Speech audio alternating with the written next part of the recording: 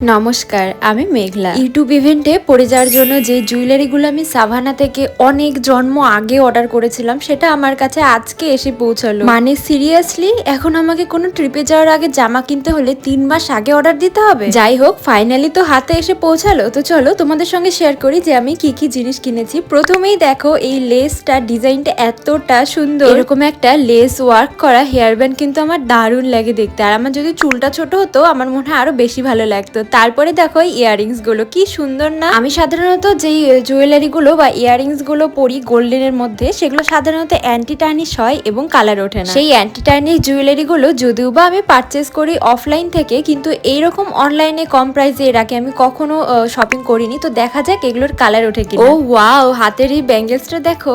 ভিডিওতে তোমরা ঠিক কতটা বুঝতে পারছো জানি না, তবে সামনাসামনি কিন্তু এত সুন্দর একটা গ্লেজ দিচ্ছিল। আর এই বো ডিজাইনটা তো আমার ফটোতে দেখেই পছন্দ হয়ে গেছিল। এটা আমি কম্বোতে পেয়েছিলাম, মানে ইয়াররিংস, আংটি আর একটা স্লিক মালা রয়েছে এখানে। এই বড় হার্ট শেপের ইয়াররিংসটা কিন্তু দেখতে বেশ ভালোই লাগছিল। তারপরে তো আমি অর্ডার করেছিলাম এই এতগুলো হ্যান্ড রিং। এই এতগুলো রিং এর মধ্যে তো আমার অর্ধেক রিং গুলোই হাতে ঢিল হচ্ছিল, কিন্তু এখন কিছু করার নেই কারণ এগুলো নন রিফান্ডেবল। আজকে আর ভাত খেতে ইচ্ছে করলো না। রাতে দোকান থেকে 3টে রুটি কিনে নিয়ে এসেছি আর নিয়ে এসেছি আমার পছন্দের রসমালাই। সকালবেলা ঘুম থেকে উঠে জুয়েলারির কাজ সারার পরে যখন আমি জিম যাওয়ার জন্য রেডি হচ্ছিলাম তখন বাজে 8:50।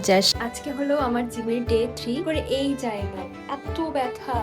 কালকে রাতে তো আমন্ড, কাজু, কিশমিশ এগুলো ভিজিয়ে রেখেছিলাম। তো জিম যাওয়ার আগে সেগুলো খেয়ে তারপরে আমি চলে গেলাম জিমে। গায়ে প্রচন্ড রকম ব্যথা নিয়েও আজকে আমি জিমে গেছিলাম আর একটুকু ফাঁকি দিইনি। মানে আমাকে 3টে সেট করে করতে বলেছে আর আমি প্রপারলি 3টে সেটই করেছি। আর জিম থেকে বেরোলেই তো এই ডাব কাকুর দোকান থেকে ডাব খাওয়া হয়। আর আজকে দীপিকা ম্যাম আমাদেরকে খাইয়েছে ডাবের জল। তো চলো, রাধে রাধে।